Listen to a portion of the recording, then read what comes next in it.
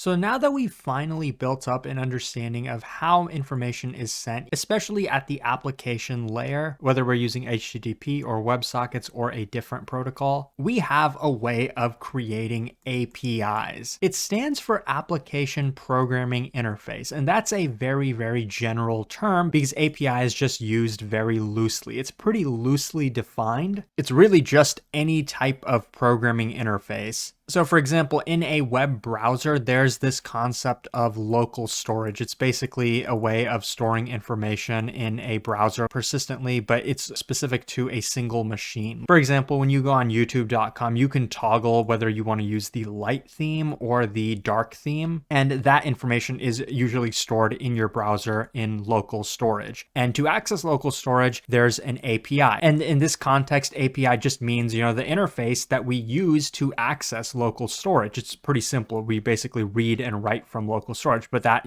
technically is an API. If you create an object in object-oriented programming, for that object, you define some interface like the functions that are used or the methods that are used to access the data of your object. That is technically an API because it's a programming interface. Now, most commonly, API is used to indicate some kind of external service like an HTTP API. And that's mainly what we mean when we talk about API in this course. When we're designing APIs, we're talking about API paradigms, how to build APIs, different ways of doing the same thing. That's what we're talking about, some type of API that's going to serve user requests. And I want to focus on 3 of the most common modern paradigms for this. By far the most popular and the most important, I think, for you to know is REST APIs. More recently, GraphQL APIs were introduced. GraphQL was actually created by Facebook. I think at the very least, you should be aware of GraphQL, even though it's a lot less common and less important than REST, but it does solve some of the issues that can come up with REST APIs. And lastly, we're going to be talking about gRPC. And gRPC APIs also have their trade-offs. That's really the important thing you should be focusing on. What are the pros and cons of each of these? You don't necessarily have to be an expert. You don't have to have developed a dozen APIs with each of these paradigms, but at the very least, I'd like you to be able to discuss 1 or 2 trade-offs for each of these. So what are REST APIs? Well, first of all, REST is an acronym. It stands for Representational State Transfer. It's not a protocol. REST APIs are built on top of HTTP typically, but that doesn't mean REST is actually a protocol that's built on top of HTTP. It's more a set of loose restrictions that we apply to HTTP APIs. And when these restrictions or guidelines are applied, we get what's called a REST API. Now, what are these restrictions, or you could also call them standardizations, because that's really what REST is about. It's about creating standardized APIs that everybody can recognize and be familiar with, that are easy to use, and have some other benefits like being able to scale them. I will say that REST is used very commonly. Nowadays, HTTP APIs are synonymous with REST. People don't even know what exactly REST means. A lot of people think REST is the same as HTTP. It's not the case, but you will see a lot of these terms that we talk about misused. It does somewhat make sense that this is synonymous with HTTP because,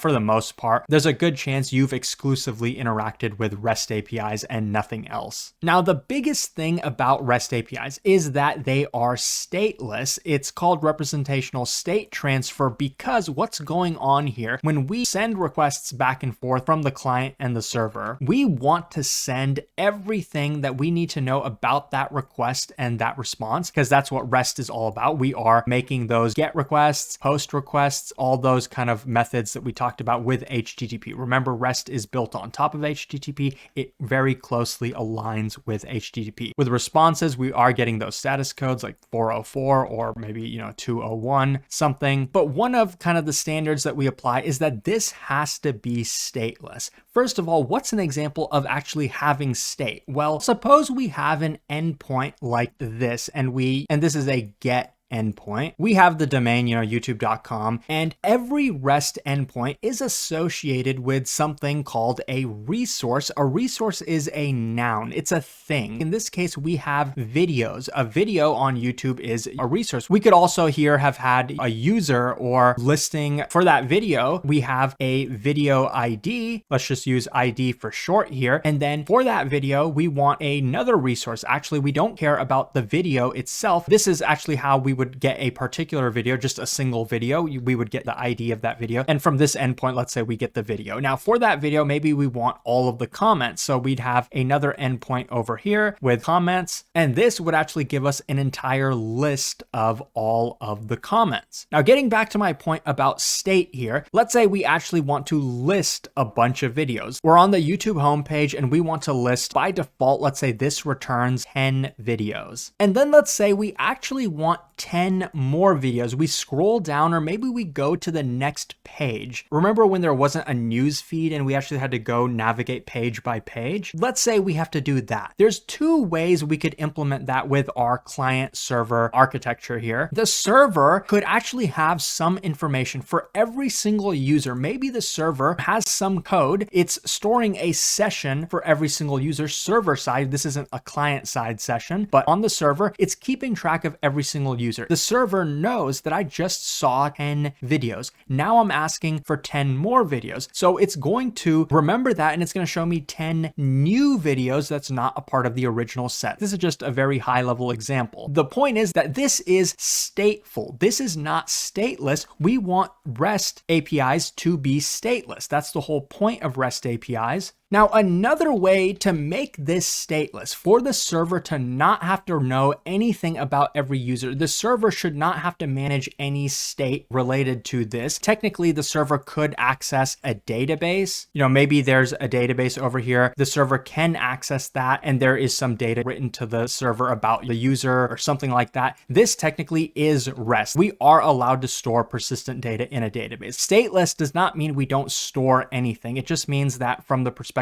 of the server, there is no state being stored in the server itself. There is definitely going to be some state in the browser. In the browser, we definitely have some cookies almost always. We will have some session storage on the browser side. We're not going super in depth to kind of these concepts, but they are a way of managing state and information for a particular user. But this is all stored on the actual browser, on your actual machine. It's not stored on a server. Now, this information is sent to the server, but it's not stored there. So to solve this problem of fetching videos, we would use something that's very, very common in REST APIs and good APIs in general. It's called pagination. So instead of keeping track of how many videos we've already seen for every single user on the server, we actually send that information, we paginate that information in every individual request. The request itself should have all the information we need. Now, one way, if we're using a GET request, we don't necessarily have a body in the request. So we would send the pagination information in the URL typically itself. We could use a query parameter. A question mark here is a query parameter. So we're, adding a parameter to this URL. Just like how earlier we had the ID, this is called a URL parameter. Just like with function parameters, we're passing in some value here. This is not going to be literally the string ID. It's going to be some,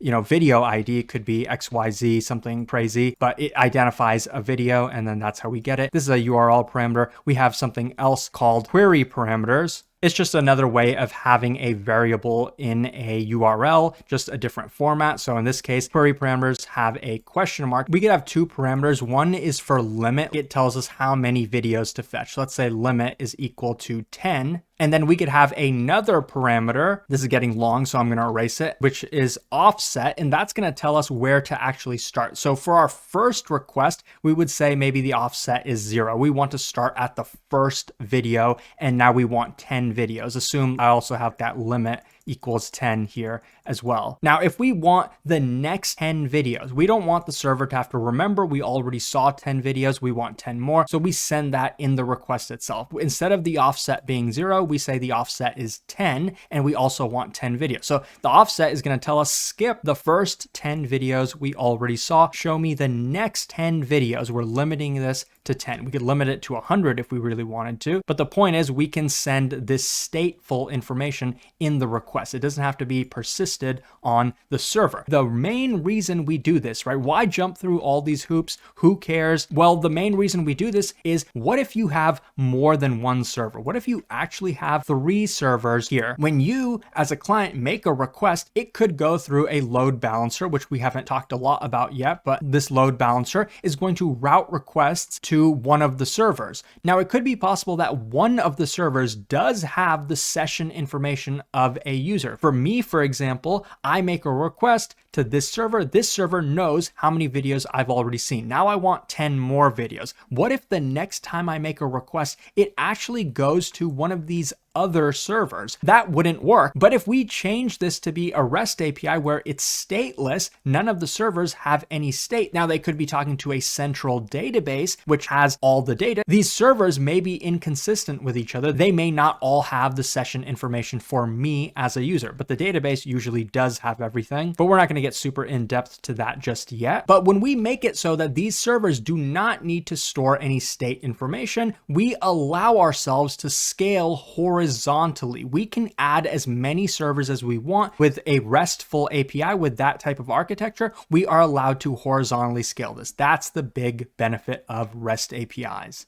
Now that covers mainly what we need to know about REST APIs. The rest we already kind of talked about when we talked about HTTP, like the status codes, like 400 for client error, 500 for server error. These codes are very important for REST APIs. That's kind of how we communicate whether a request was good or bad. Like I mentioned, REST APIs add the restriction of every request, every endpoint needs to be related to some resource. And we don't have verbs in these resource names. Like we don't have this and call it get videos, for example, or post a video or create a video or upload a video. We don't add verbs to HTTP endpoints because the HTTP method like get or post or delete or any of those is what we use for the verb. What action are we taking on this resource? We'll talk a bit more about this when we actually talk about designing good APIs and following some of the best practices. Now, by far the most common data format for REST APIs is JSON. JSON is a very popular data format. It stands for JavaScript Object Notation because it looks very similar to JavaScript objects, but it's not exactly the same. A little bit confusing in my opinion. But the benefit of JSON is that it's very, very human readable. So like this is a JSON object, for example. It's basically a bunch of key value pairs where every key is a string. So in this case, we have the first name of somebody and then their name is John. So this is the key, this is the value. It's very flexible because we can have these primitive data types like strings, booleans, integers, doubles, if we wanted to. We can also nest objects as well. Like we have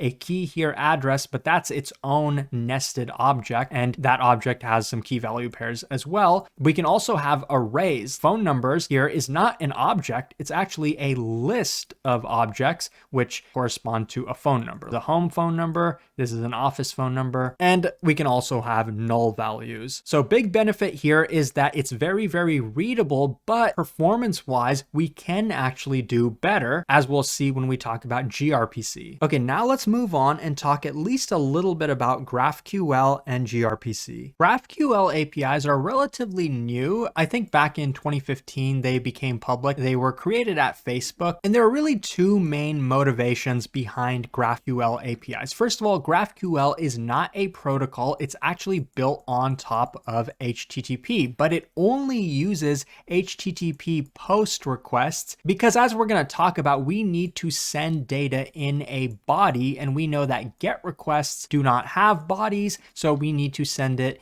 in a HTTP post request. So all that talk about protocols was not useless because it does come up. These important points of which method to use does come up. So GraphQL uses post request, and in the body of that request, we include a query which basically tells us exactly which resources we want from the server. Now, before we get too far into the solution, let's actually talk a bit about the problem. As we create a really big application, we are going to be accessing a lot of resources. If we do this with REST APIs, we will have some endpoints for videos and comments and users and a lot of stuff. So with all these resources and all these requests that we're sending from the client to the server, there's going to be a couple problems that arise. One is going to be overfetching. So when we make requests, and we want some user information. For example, we want to list a bunch of comments, right? We have like 5 comments that we want to show. And for each of those comments, we want to have a little card like this where we have the profile picture of the person, we have their username, and then we have the actual comment that they made. This is the comment body. So for this comment here, we just want the user profile and the username, but a user will have a lot of information tied to them. An individual user will have a lot of information on YouTube, like how long has their account existed, what year was it made, maybe 2020, or a bunch of information that is related to a user, but we don't need it here. Right now, we just care about a certain user and what profile picture they have and what's their username. That's all we care about. We don't care about all the other things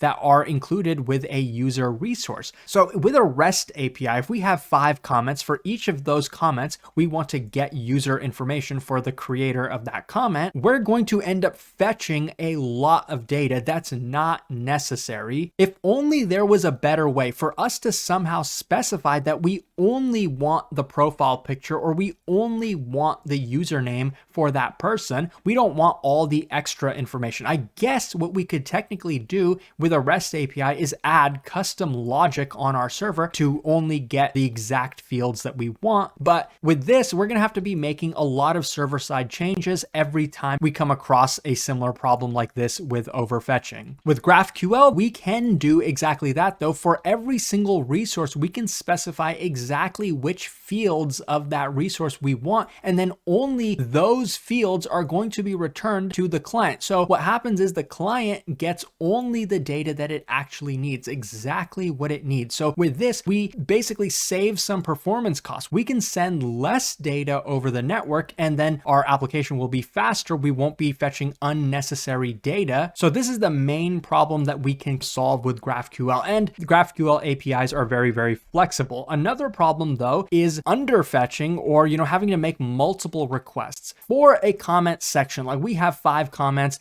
and for each of those comments, we want the user information and we want the actual comment information itself. We want the body of that comment, and we have, a bunch of these. Now, let's say we list a bunch of comments, right? First, we have to get the video, and then we have to list all the comments for that video. And then with each of those comments, we have to get the user profile picture and the username. So we have to make a bunch of consecutive requests. Wouldn't it be easier if we could group all of these in a single request and get all of the information that we need in a single request? Well, that's another problem that GraphQL solves for us. We actually have just a single endpoint with GraphQL, but there are 2 operations that we can do for GraphQL endpoints. One operation is query, aka doing reading, any type of read operation where we don't modify any data on the server. The other operation is a mutation. This is basically anytime we need to mutate data or update data on the server, whether it's a delete or an update or a post, like we're actually just creating a resource on the server, that would all fall under mutation. So in our case, when we wanted to get the videos, get the comments, and get the user information for each of those comments, we could do that in a single query. So I think these are really the only high-level points that you should keep in mind when it comes to GraphQL, unless of course you want to dive in further and actually develop some GraphQL APIs yourself. One last thing I'll mention before we get into a quick demo is that for GraphQL endpoints, they are built on HTTP POST. POST requests are not idempotent with HTTP, so the downside is that we can't cache GraphQL requests as well as we can, or as precisely as we can with HTTP or with REST APIs. But now let's take a look at a quick demo. GraphQL comes with pretty good tooling. This is actually GraphQL Explorer, and this is the SpaceX GraphQL API. This is just an example that I found. With GraphQL APIs, this is how a request is. Even though it's built on top of HTTP, we don't really see that portion. We don't see the HTTP aspect. We just see the query and the response. So here you can see we have a bunch of resources that we can query from SpaceX. We can get the launches pass and limit that to 10. So you can see we do have some type of pagination capability with GraphQL. And so as we kind of check these, I'm going to uncheck a few of them. Rocket here, I'm going to uncheck that, and that kind of took away the entire rocket. We can bring it back, and then for an individual individual rocket, we can get even more precise. You can see here, we're asking for a rocket. This query here is basically telling the GraphQL endpoint which resources do we want. We want the past 10 launches. We're limiting that. And then for each launch, we have some fields like the mission name, and we have the launch site, and a launch site could have some other information. For rocket here, I'm just going to uncheck everything except first stage. So here, I'm just going to go ahead and uncheck everything. For rocket, all we have is first stage, but here we get an error. We need to specify some subfields. So we can click on cores, and then we get some more fields here. Maybe we don't care about the reuse count, so we just keep status, and we don't care about the flight either. So we can pick exactly what we want. Maybe we don't need the extra data like missions. Maybe we do need the missions and we need the extra information like flight number. And in addition to all of this, we also need the ships. We can get exactly what we want. We don't need to build, multiple REST API endpoints for each of these things. We just have a single endpoint here where we can query exactly what we need. There's also mutation endpoints. They are structured the same way in terms of the query, but they would actually be updating data on the server. We're keeping things at a pretty high level, so we're not getting super in depth into the syntax of this, but you can kind of tell that this syntax is pretty similar to JSON in the way that it's nested and that it's pretty flexible and open-ended. But unlike REST APIs, GraphQL actually does have a schema. Like here, this is the schema of the endpoint. We have launch pads available to us, but we can't just specify some arbitrary thing. We can't here ask for like a Tesla. This is SpaceX, so there's no Tesla field here, and we can't just manually add that. We have a schema that we have to follow. We can only choose what's available here. That's a difference from REST APIs, which operate typically on JSON, which is very flexible. We can pass anything into the body and get anything in the response. Now, gRPC is another way of creating APIs. It's also built on HTTP, but it's actually built on top of HTTP 2. We sort of talked about how there's multiple versions of HTTP. We started out at 1.0, then 1.1, and then we got to 2, and then recently we got to 3. These are the high-level versions of HTTP. We won't be going in depth into each of these. You don't really need to know it, but mainly I want to mention that gRPC is built on HTTP 2 because it needs certain features of HTTP 2. But unfortunately, gRPC cannot be used natively from a browser. If you want to make requests from a browser using gRPC, you need a proxy. So typically gRPC web is what's used. There are other proxies. The reason that's the case, we can't use it directly from a browser, is that gRPC needs some fine-grained control over HTTP 2, which browsers typically do not provide. So that's already a pretty big downside of gRPC. You can use it from a browser, but it's not as easy to do so. So typically gRPC is used for server to server communication. So if you had multiple servers here and they want to communicate with each other, that's what gRPC is for. And the reason it's beneficial is because performance wise, it is objectively faster and more efficient than REST APIs. And the biggest reason for that is instead of sending raw JSON, which JSON is just a string, we're just sending a string of characters when we send JSON with REST APIs. The benefit of gRPC is that it actually sends information in something called protocol buffers. These are essentially schema objects. Protocol buffers provide schema. REST APIs do not necessarily give schemas. JSON is not a schema, but protocol buffers, you can define a schema, exactly the type of data that a RPC endpoint will return. And these data objects are serialized into a binary format. So when we send data with gRPC, we are sending a smaller amount of data than we would be when we're sending REST APIs. And this is what makes gRPC just objectively faster than REST in almost all cases. And it's not only faster, gRPC is actually very, very powerful. Since it's built on HTTP 2, it actually provides a lot of stuff that you need other protocols for, like streaming. We can do a one-way streaming. We could be streaming data from the client to the server. We could also stream data from the server to the client. We could also do bi-directional streaming. Does this remind you of anything? Maybe WebSockets? It should, because this is exactly what WebSockets can accomplish for us. Two-way communication, bi-directional communication. gRPC can actually do that. gRPC, like I said, is not a protocol, but we did kind of mention earlier that HTTP 2 sort of makes WebSockets obsolete. This can get really, really confusing because, we learned about WebSockets, but all of a sudden HTTP 2 can do the exact same thing. Well, first of all, I want you to know that the vast majority of people do not actually know these facts that I'm teaching you. Most engineers don't know this, but I feel I should be responsible and tell you what's technically correct, but at the same time tell you what you actually need to know. This is technically correct, but you don't necessarily need to know that HTTP2 makes this obsolete. It's more about the trade-offs and understanding what we can accomplish with each technology. And when it comes to gRPC, it's very, very powerful and it's very fast. So what's the downside? Well, it's newer. It was created in 2016. It was actually created by Google and open source. The downside is that there's a lot less tooling around gRPC. It's a lot newer. It's a lot less standardized, and it's definitely more difficult. Protocol buffers, while they are much faster,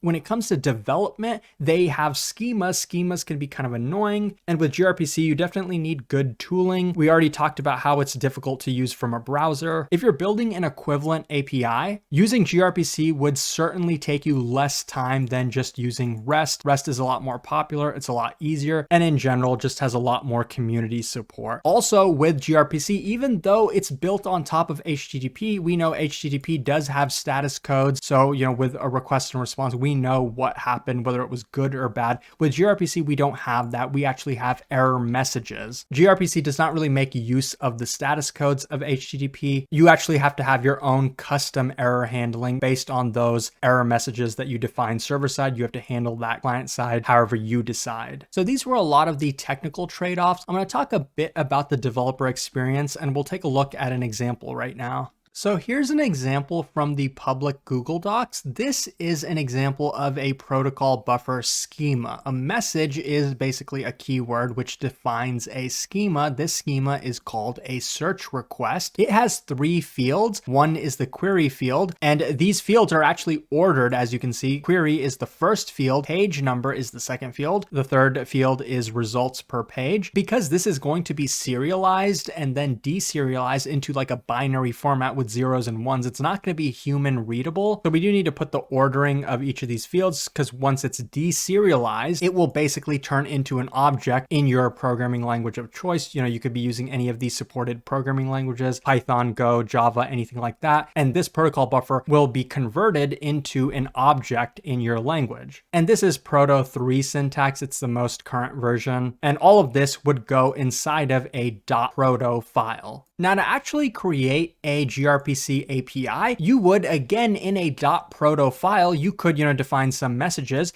but you would define a service. In this case, we have a greeter service, and we would create an endpoint, which we call an RPC, a remote procedure call. And this is the name of that RPC, say hello. It will be passed in some request, but that request, remember, has a schema. gRPC is all about the schemas. So this will accept a hello request, which in this case is a very simple object. A hello request just has one field, which is a string, and it's called the name. And this RPC endpoint will respond with a hello reply. And a hello reply is also a very simple message in this case. But you can sort of see the power of this. When we pass in a request, we have a schema, a specified schema that we are to follow. And when we get a response, we're also getting something with a schema associated with it. We know exactly what we should expect with a response. And then, of course, for this endpoint, we would implement our own custom logic, not in the proto file itself, but in your language of choice like Java or Python. If you want to learn more in depth, I recommend following the docs or creating your own gRPC API. But at a high level, I don't think you're expected to have worked every single technology, every single API paradigm, everything that we're going to discuss in the rest of this course. But the last thing I want to note here is that from a programmer's perspective, with REST, we were talking about resources. We were talking about videos and comments. There were not verbs associated with those resources. The HTTP method, whether it was get or post or delete, that indicated what action we were taking on a resource. With the gRPC here, you can see that every RPC, every endpoint has an action associated with it. A remote procedure call, an RPC, is an action that we're taking. This is a function. Say hello is just a function that we're executing on another machine. So with RPC, we do have the verbs, the action that we're taking. It's not just a resource. We don't have those HTTP verbs, even though this is built on top of HTTP. We kind of don't care about those verbs anymore or the status codes. We're programming this in a way as if we're just calling functions locally, but these functions are actually executing on different computers. So that was definitely a lot that we covered. I want to emphasize that REST APIs are by far the most common and most important that you'll need to know, but I would recommend knowing at least a couple things about GraphQL APIs and gRPC APIs, because these are definitely growing paradigms that have their own trade-offs.